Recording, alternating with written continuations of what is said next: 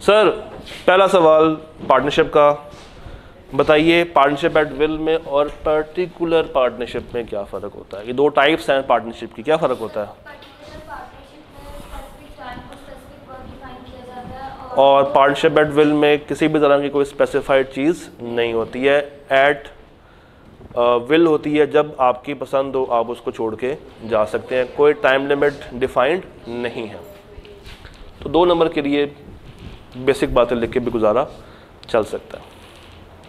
ओए होए, ABC एक फर्म में पार्टनर्स हैं, 4:3:2, they admitted D to the partnership.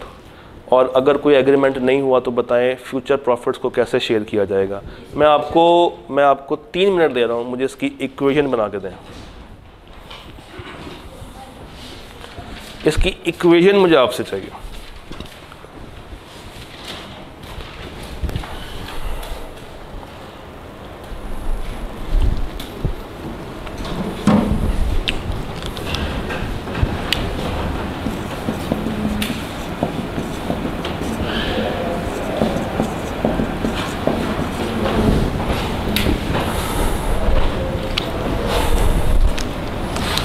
हाँ जी, बनाए बोर्ड को छोड़ दें।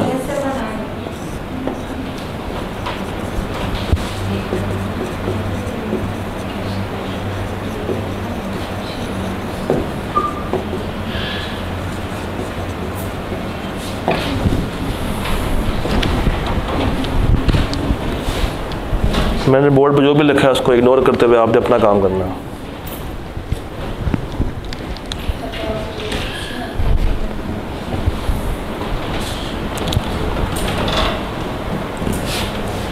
बनाए मुझे आपने वैल्यूज़ बतानी है, ए की, बी की, सी की और डी की।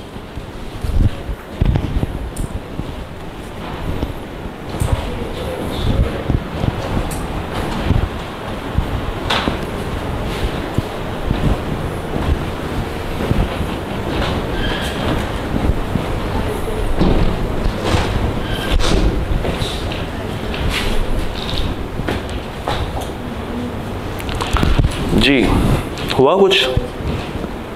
कुछ करें शुरू? कुछ बनाया? अच्छा, सवाल ने एक बात की है, देयर इज़ नो एग्रीमेंट, और अगर एग्रीमेंट ना हो तो कॉमन रूल क्या होता है? इक्वल। ठीक है, इसका मतलब ये है कि अगर कॉमन रूल इक्वल का है तो ये चौथा पार्टनर आया तो इसको कितना राइट मिल सकता है? 25% इसका हो गया, साइड पे हो गया, कितना रह गया? 75। अब 75 को इस रेशो में ले जाएं, 4/9 इंटू 75, 3/9 इंटू 75%, और इसी तरह 2/9 इंटू 75%। बताइए क्या आता है आंसर? 30 आगे 0 पॉइंट नहीं ये बताएं अब। 25% पूरा? yes, हाँ पूरा आएगा। नहीं ये 1/3। हाँ ठीक है, 1/3 का ठीक हो गया। और 2/9 16.6। तो ये होगी रेशो, एक 25% लेके जा रहा है, एक 33, एक 25 और एक तकरीबन 17%। किताब में एक कॉन्सेप्ट लिखा हुआ है, शेयरिंग ऑफ प्रॉफिट एक कंक्लूसिव एविडेंस नहीं है। ICAP ने ये सवाल कोई 5 दफ़ा पूछा और मुख्तलिफ मार्क्स के लिए पूछा, कभी 5 के लिए, कभी 4 के लिए, कभी 3 के लिए और कभी 2 के लिए भी पूछा। मैं आपको अटेम्प्ट दिखाता हूँ। ये सवाल कितने मार्क्स के लिए आया है? 5। अब ज़रा देखते जाना आप लोगों ने। ये 5 के लिए पूछा, ये पूछा है 5 के लिए, 2 दफ़ा हो गया। उसके बाद ये पूछा 3 के लिए, 3 दफ़ा हो गया। ये पूछा 5 के लिए, 4 दफ़ा हो गया। ये पूछा 3 के लिए और ये पूछा है 2 नंबर के लिए। एक ही सवाल सर ये रह गया था। तो चैप्टर 11 से उसके बाद से एक बड़ा कॉमन सा सवाल है कि बताएं शेयरिंग ऑफ प्रॉफिट जो है वो एक कंक्लूसिव एविडेंस है या नहीं है। तो जहाँ पे भी सवाल पूछे आपने वो 5 बातें उठा के मेंशन कर देनी है। फिर एक और बड़ा कॉमन सवाल है इसके पास, पार्टनरशिप के एसेंशियल्स आपसे पूरे करवाता है। कितने हैं पार्टनरशिप के एसेंशियल्स? कितने हैं? 5 हैं। 5 कौन कौन से हैं? There should be at least 2 parties, agreement होना चाहिए, म्यूचुअल एजेंसी हो, हाँ बिजनेस हो, म्यूचुअल कैरिंग ऑफ बिजनेस हो, म्यूचुअल एजेंसी हो और प्रॉफिट शेयरिंग हो रही हो। ओके ये सवाल है 5 नंबर का। रिक्वायरमेंट ये है कि आपने ऊपर की कहानी को पढ़ना और बताने कि क्या इनके दरमियान पार्टनरशिप है या नहीं है। मुनाफ एक सोल प्रोप्राइटर है, engaged in the business of selling cooking oil to wholesalers, agree to admit Lari in his business. Lari कोई कैपिटल लेकर नहीं आएगा और वो किसी भी तरह के लॉस के लिए लाइबल नहीं होगा। However, he shall be entitled to receive ₹1.5 lakh on introducing any new client to the business. Share लेगा 40% का and have a right to exercise all the powers of a partner in the firm. ज़रा मुझे 5 essentials पूरे करके बताएं। क्या 2 लोग हैं? क्या बिजनेस हो रहा है? क्या एग्रीमेंट हुआ है? क्या इनके दरमियान म्यूचुअल एजेंसी है?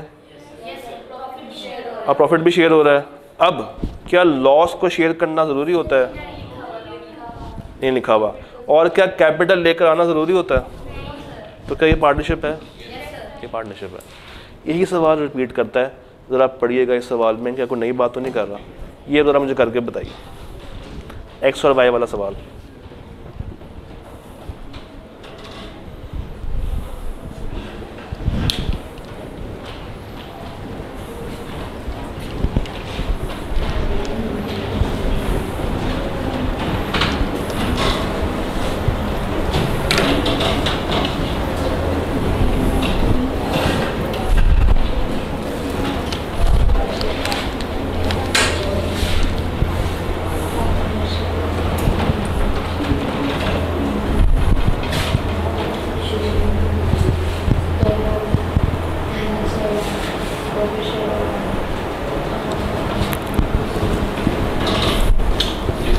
हाँ जी, सारी बातें पूरी हो रही हैं। 2 लोग भी हैं, बिजनेस भी है, एग्रीमेंट भी है, म्यूचुअल एजेंसी भी है, प्रॉफिट शेयरिंग भी हो रही है, तो ये पार्टनरशिप है।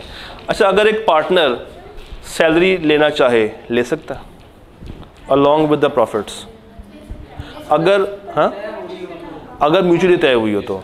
अगर एक पार्टनर कमीशन या बोनस लेना चाहे ले सकता है? ले सकता है अगर म्यूचुअली तय हुई हो तो कोई मसला उसमें नहीं आता। ठीक है जी, ये भी 5 का था और ये भी 5 का था, दोनों में कोई मसला, कोई परेशानी? पक्की बात है। आगे चलें जी।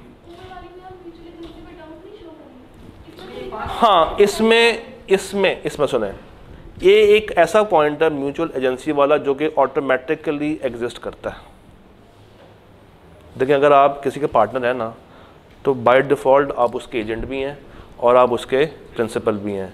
तो अगर आपको कहीं भी कन्फ्यूजन हो रही है तो आप एक सियासी जुमला ऐड कर दें कि अगर तो इनके दरमियान म्यूचुअल एजेंसी है तो ये सारे के सारे एलिमेंट्स मिलके पार्टनरशिप बना देंगे। और मैं वही बता रहा हूँ, अगर नहीं है तो फिर ये पार्टनरशिप काउंट नहीं होगी। तो सवाल तकरीबन खामोश है, सवाल ने प्रॉपरली ओपनली नहीं बताया कि है या नहीं है। तो जहाँ पे आप अगर कंफ्यूज हो रहे हैं तो आप ये पॉइंट लिख दें कि बाकी तो सारे के सारे एसेंशियल्स पूरे हो रहे हैं 4। अगर ये 5वां पूरा हो रहा है, सुने ना, अगर ये 5वां पूरा हो रहा है तो यहाँ पे पार्टनरशिप होगी, और अगर 5वां पूरा नहीं हो रहा तो पार्टनरशिप नहीं होगी। डन? डन हो गया।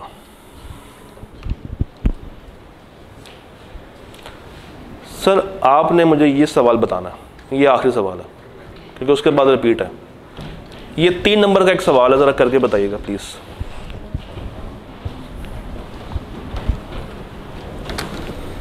तीन नंबर का एक ही सवाल है।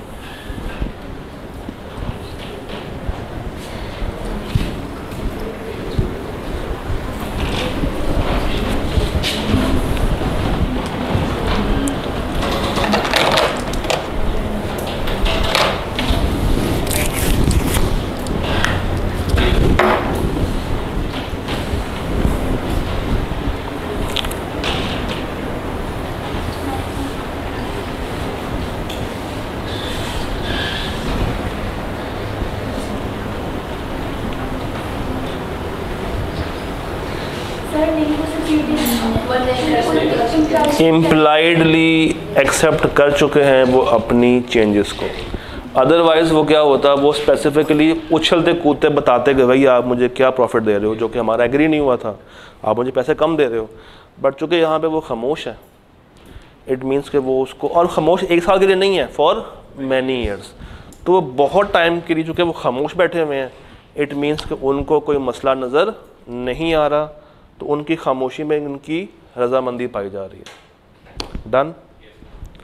तो 11 यहीं तक था। मुझे बताइए ऑटम 22 में कोई सवाल है? 11 का ऑटम 22 में कोई सवाल है? किसी के पास किताब नई वाली हो, दिखाना किताब कौन सी है, इसमें चेक करें। ऑटम 22 में कोई सवाल है 11 का? नहीं है ना? तो चैप्टर नंबर 11 यहाँ पे आपका तमाम होता है। अच्छा, डन।